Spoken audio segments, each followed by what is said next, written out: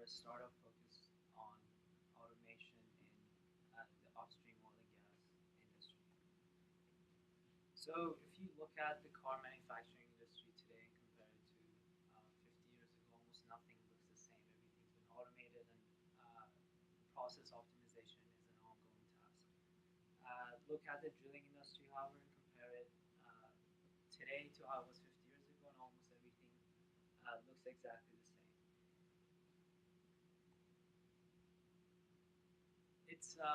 It's imperative that automation and in particular optimization of a lot of tasks in drilling are necessary, especially in today's environment with low margin oil. But there are a lot of problems that are preventing automation from happening in oil and gas drilling.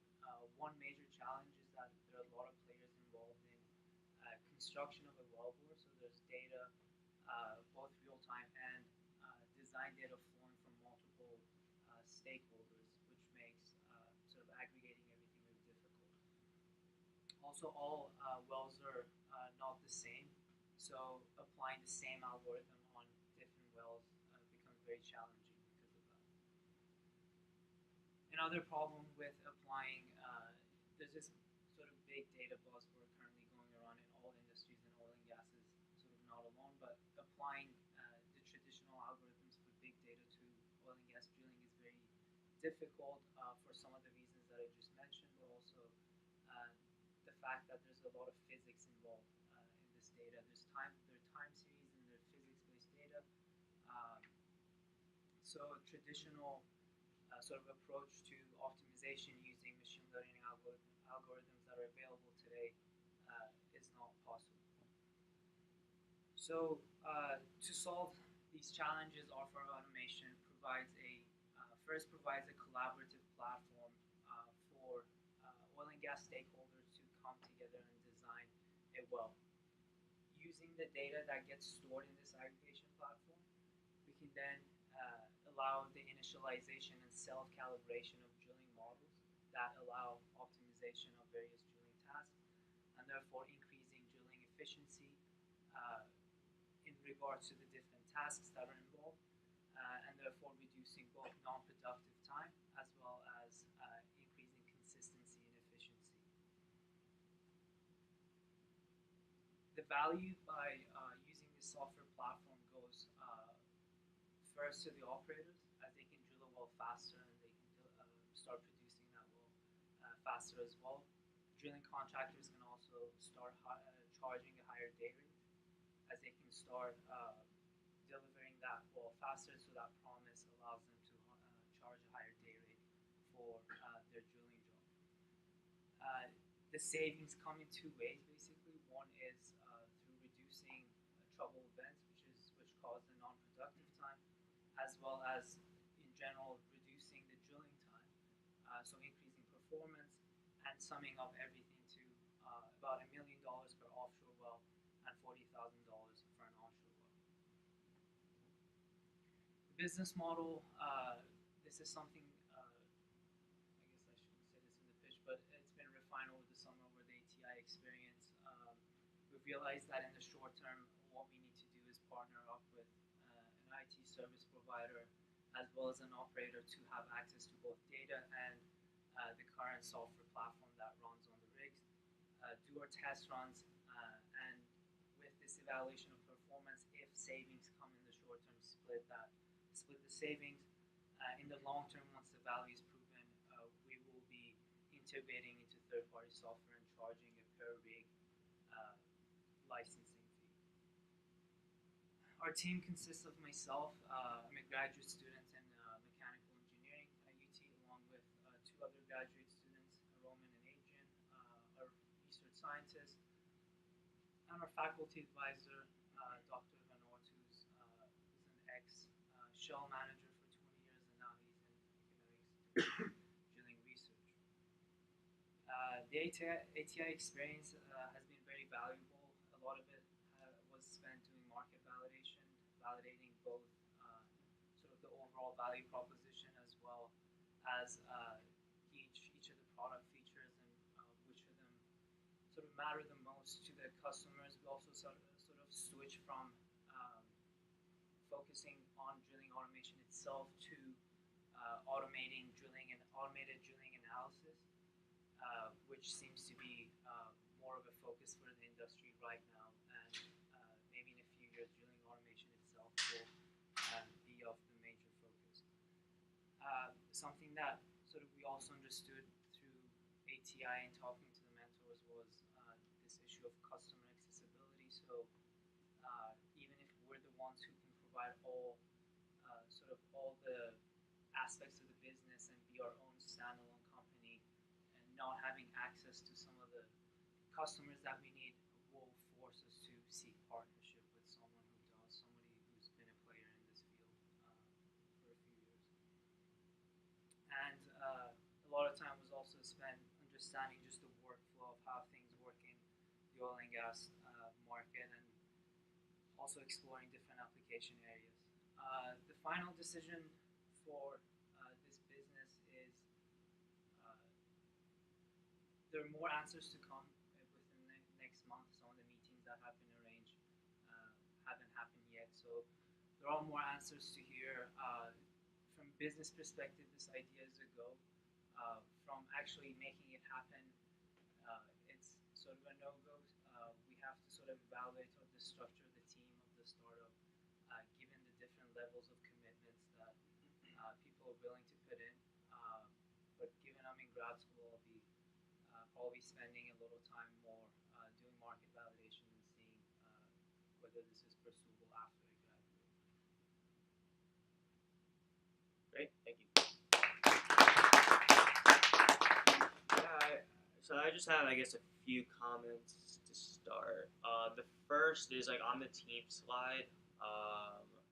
There are pictures and names. I guess I would also possibly like to see, like titles in the company, even if you just make them up, or like advisor, because that's always going to be people think something. Someone asks like, who's the CEO, who's the CTO, who are advisors. And relevant experience too for those people. Okay. Yeah, no, you could have pulled those pictures up Google Images, like who are these people and why do we care? Yeah, no, that's also a good point. Like on Lisa's slide, she did a good job of showing, the years of experience in the industry. I think that your team sounds like one of your strengths, that people are going to trust you in this area because you have a big team. So that's one. Two, some of the slides in the beginning, I found my eyes just like popping back and forth, and I was like trying to like read all the information, and found myself having trouble to like listen to what you're saying and read that at the same time. As I don't know if you guys had similar thoughts on that, or you thought that was enough. All right. Definitely wordy and kind of diagrammy, and to some extent, like your diagrams are useful to the extent that they facilitate what you're saying. Yeah. Maybe like you have labels on each of those things there, and I don't need to read them right now, but what if instead of having like all these different people, like make the icons explanatory of what they are, and then you like point to each one and like this is this, and here's why it's important. And then my final comment is just like on the go no go thing, and this is something we'll have to, Dave and I will have to make more clear, because I know it's really hard to say yes or no, because there's always uncertainty, and with you there's like it sounds like there might be a bit of a team shakeup. Yeah. But I guess I'll talk to Dave and we'll give you more instructions on which one to choose, but my inclination is like, if you are going to continue doing some sort of validation and you're interested in pursuing it in any way, shape, or form, it's probably better to call it a go decision. Okay. For the same reasons, like you don't know who's in the audience and you might talk to someone. Because not that we're trying to discourage a no-go decision, because that's totally all right. If like what you learned this summer was just to a point that you didn't know you don't think there's a business and you want to stop, that's totally cool. Yeah. There's a team that already did that, so that's especially because you said like you have meetings like a month from now that are going to determine it. So it sounds like it's a go decision for you. Yeah, it's definitely not something that there's no way this is gonna work. I'll just stop. So okay, yeah, that makes sense. And we'll not every detail has to. No, you can articulate those details. Definitely, you say it's a go decision, and here's our next steps in the next month. We have a couple meetings coming up. Might do a team shake up. But yeah, Dave and I'll definitely give more kind of instructions about that. This is kind of just like the very first pitch practice where it's useful for us to like see what y'all are doing, and we can help give more guidance for the final one.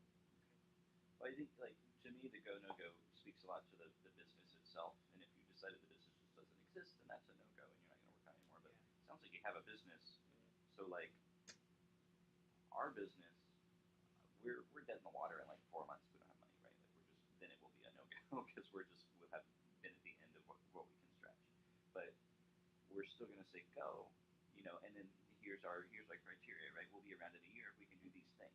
And it's the same thing for you guys. Like, if there's somebody in the room that could help, and they hear, we're not really sure, they're less likely to help. They're like, if you're like, yes, but, No, that makes sense. It is essentially the same thing that came up with these guys. If there's money and if there's partnership, there's opportunities. And I don't want to make promises that there aren't going to be those people in the audience that day, but you never know. Right. And like as I said, we're not going to come hunting you down if you said go and in a month you stop it. Yeah. So pull up your value proposition slide, the next one. Make it bigger if you would.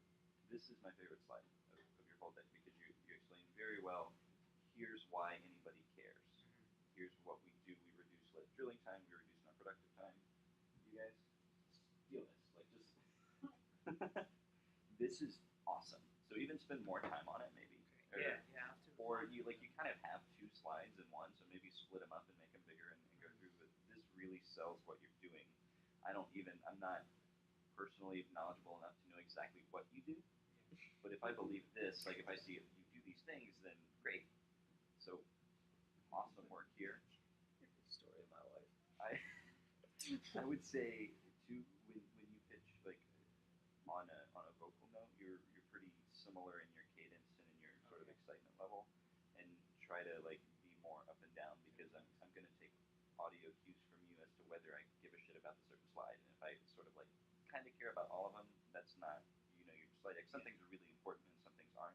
Yeah. And so I want to hear from you in your language and your tone of voice, like what is the important part versus what's still all of it's important hopefully. But here's like if I'm going to remember 3 things in a day, what are those 3 things? And you should tell me that maybe explicitly, like remember this, but also non-verbally. Yeah.